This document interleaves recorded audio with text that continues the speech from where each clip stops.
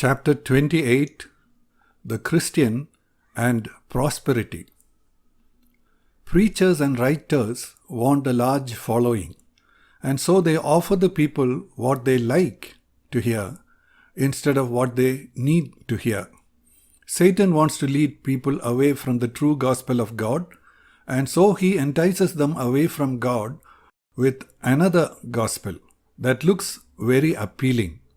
That is what has happened with the prosperity gospel or the health and wealth gospel. False teachers have arisen, leading people astray by misquoting and misrepresenting scripture. Many are deceived because they are being offered what looks to be really good news for them, and also it appears to be from the Bible, and they are not knowledgeable enough in the scriptures to be able to understand when they are being deceived.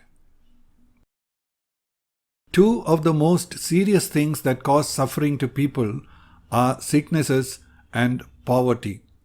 We have already seen how an offer of health attracts people even though it is based on wrong interpretation of the Bible.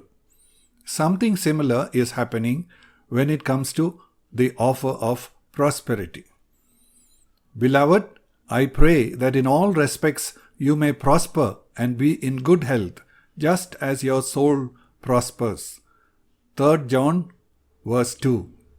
Without realizing that the third letter of John is a personal letter written to a brother called Gaius, and that this is a line of greeting at the start of the letter, people are taking this verse to mean that it is a promise from God of a life of all-round prosperity. Actually, if we understand the meaning in the original Greek, this would be equivalent to a modern writer saying, I hope this letter finds you well in every way. Christ redeemed us from the curse of the law, having become a curse for us, in order that in Christ Jesus the blessing of Abraham might come to the Gentiles. Galatians chapter 3 verses 13 and 14. Since everyone knows that one of the things that was promised to Abraham was that his children would inherit the promised land, this promise to the Christians is interpreted as material prosperity. But we only have to read the rest of the verse so that we would receive the promise of the Spirit through faith, to see that God is talking to us about spiritual blessings. For you know the grace of our Lord Jesus Christ, that though he was rich, yet for your sake he became poor, so that you through his poverty might become rich. 2 Corinthians chapter 8 verse 9. It really looks like God is promising us riches through this verse. But if we look at the context, we can see that Paul is telling them to learn to give to others in need, just as Jesus did to us. If we want to use this verse to mean that Jesus is going to make us rich, we have to put aside his teachings and example as well as those of the apostles. That is what these false teachers go on to do. Just because Jesus and his disciples had a money box in the hands of Judas Iscariot to help them with their expenditure, John chapter 13 verse 29, they say Jesus must have had lots of money for his ministry.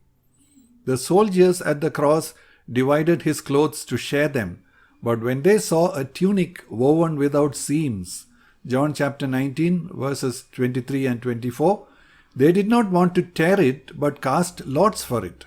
Preachers now say Jesus used to wear designer clothes and expensive dresses. This too, when Jesus dissuaded people from following him for the sake of gain by saying he did not even have a place to lay his head. Matthew chapter 8 verse 20.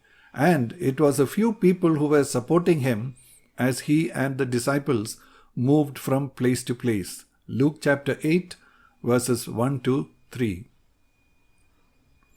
It looks as if preachers have identified the great longing people have to have wealth, and in order to support such a pursuit, found verses that can be misinterpreted to fit in to their theory. Jesus said very plainly that we could not seek after God and wealth at the same time because one of them would take priority over the other. Matthew chapter 6, verse 24. The love of money that propels man to run after it will soon lead him to all kinds of evil. 1 Timothy chapter 6, verse 10. Those who are hankering after more and more money will fall into traps that will finally ruin them. Verse 9. For example, when we are in need, we think we could be content once those needs are met. But when they have been met and we have money in hand, needs that were beyond our means and dreams earlier become alive. Then we want to get more money. The more money and possessions we have, our worries and concerns about them also increase, and also responsibilities to take care of them.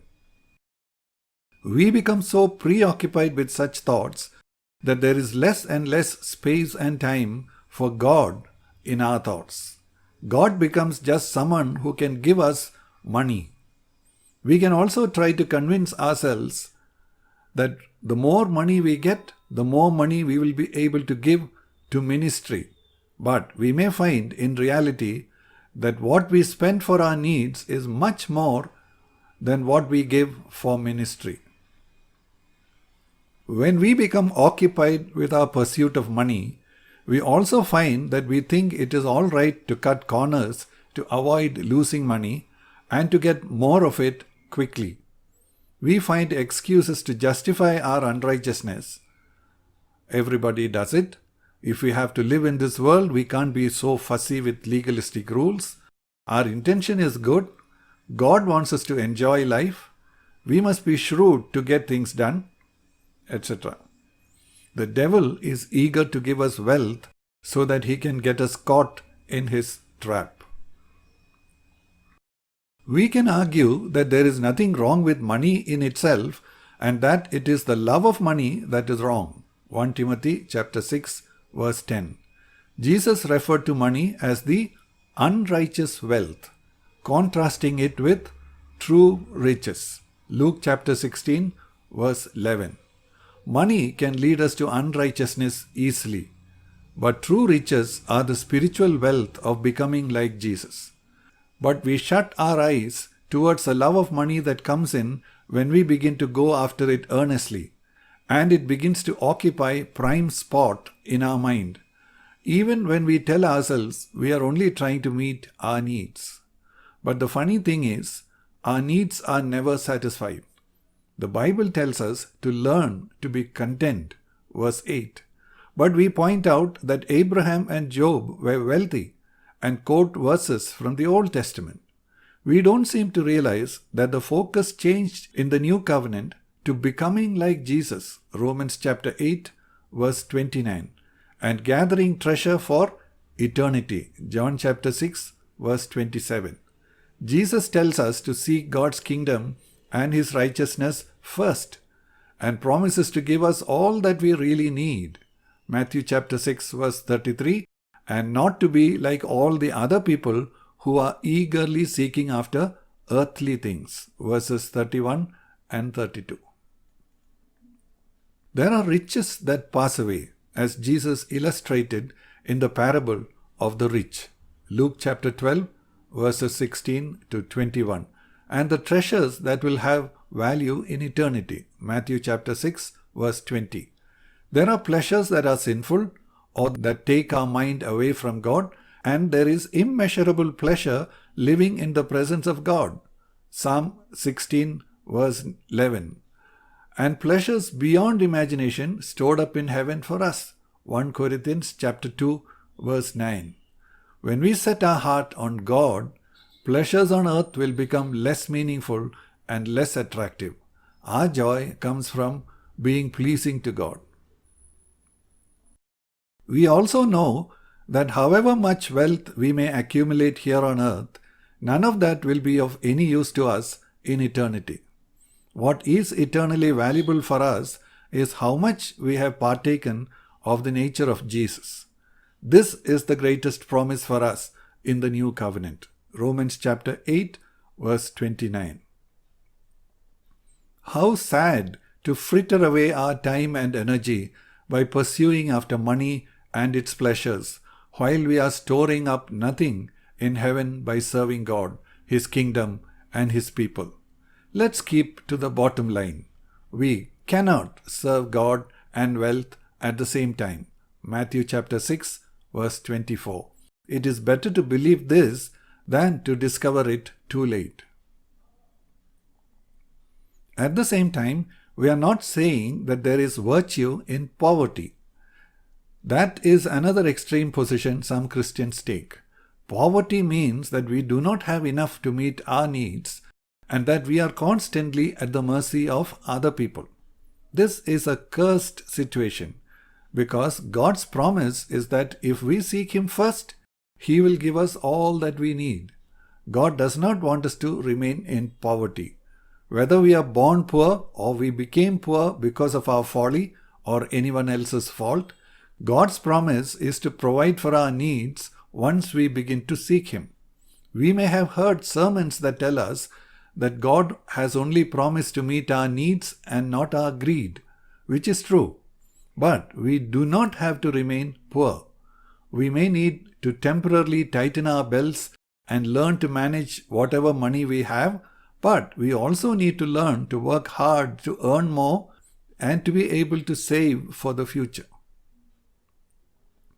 Jesus said that sometimes the people of this world were smarter in handling their affairs than God's children.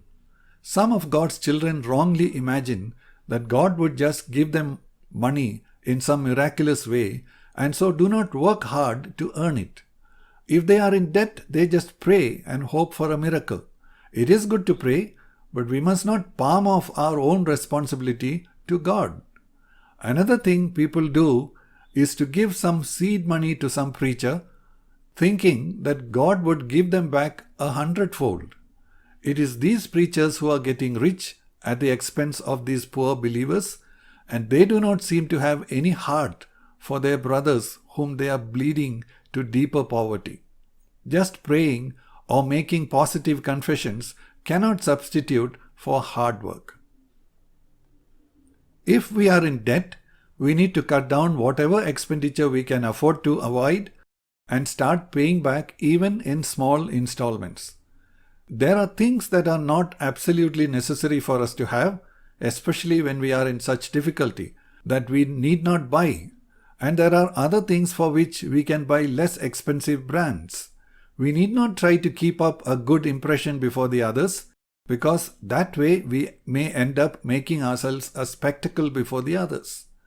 We need to avoid buying things on credit because usually the final expenditure, including the interest, will be more than double the actual cost, and in the end we might find ourselves more in debt than before.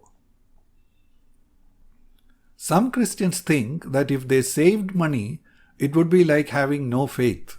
But having faith does not mean avoiding doing what we have to do from our side. We trust in God to give us wisdom and strength and cause all things to work for our good, and then we do our part. The foolish thing is to sit quietly and expect God to do even our part. A large part of our spiritual growth comes from learning from our mistakes. If we have made mistakes in the past, as all of us have, it does not mean that we have to keep doing the same things.